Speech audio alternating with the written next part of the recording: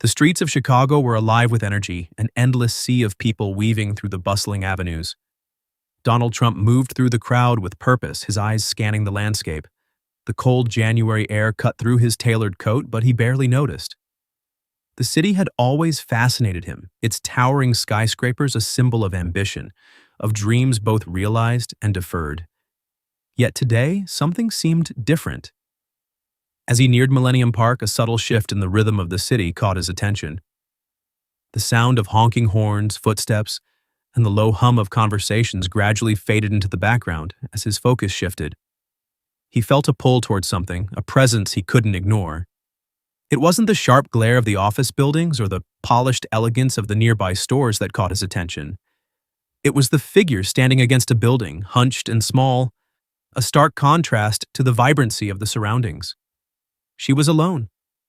Her clothes were worn, her hair tangled, and her posture slumped. He wasn't sure why he was drawn to her, but he was. Stepping closer, he was acutely aware of his own presence amidst the busy pedestrians. The city around him continued its unyielding flow, but the moment seemed suspended.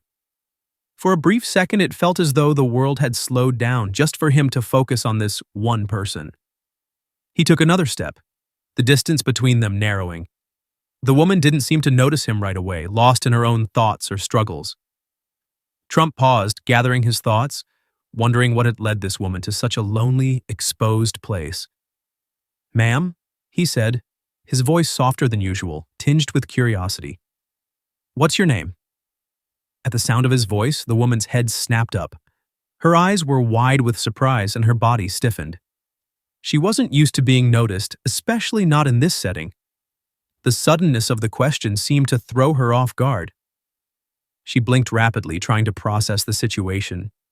Teresa Hensley," she said hesitantly, her voice barely above a whisper. Trump studied her closely. There was something about her that tugged at him. The weariness in her eyes, the way her shoulders seemed to carry an invisible weight. It was as if she had given up on herself, or perhaps life had given up on her. He wasn't sure, but he couldn't ignore the nagging feeling in his chest. He kneeled down slightly, bringing himself to her level. "Teresa, what happened? Why are you out here? Don't you have a place to stay?" His question was gentle, but there was genuine concern in his voice. For a moment, Teresa seemed to retreat further into herself. Her eyes dropped to the pavement, avoiding his gaze. She took a shaky breath before she spoke, her words coming out in a soft, broken tone. "I lost my apartment months ago. Been trying to get back on my feet, but it's hard," she said, her voice trailing off, as if the weight of the words was too much to bear. "It's just hard to find a place, hard to find work, hard to keep up. No one's hiring." Trump listened intently, each word landing on him like a hammer blow, further cementing the resolve that had begun to take root inside him. He didn't know why he felt so connected to this woman, but he did. The city around him seemed to blur into the background as he focused on her. The chaos of the modern world had nothing on the quiet despair that this woman was living. He took a moment before responding, his voice now steady but firm. "Where are you staying tonight? You need a roof over your head. You can't be out here like this." Teresa shook her head again, her eyes now staring at the ground. "I don't know. I didn't want to be out here, but there's nowhere else. I've tried everything. I don't have anywhere to go."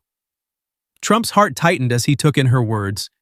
He could feel the loneliness in her voice, the desperation, but also a quiet resignation. She had fought, but it seemed like the world was fighting against her every step of the way. He stood up, his mind already racing with ideas. "All right, here's what we're going to do," he said, his tone becoming more decisive. "I'm going to make sure you get the help you need. I'm going to call someone right now. Don't worry. We'll get you somewhere safe." Before Teresa could protest, Trump pulled out his phone and dialed a number. He didn't even hesitate. He knew exactly who to call. The line rang and a voice answered. "I need you to find the nearest hotel with availability, preferably one that can take in someone in need. Get a doctor on the way, too. Tell them it's urgent. I'm sending someone over. Make sure she's treated well, okay?" "Got it, Mr. Trump. We'll take care of it," the voice on the other end replied quickly. Trump hung up the phone and turned back to Teresa, his face softening. "They're on their way. But first, let's get you something to eat. You've been out here too long. Teresa looked at him with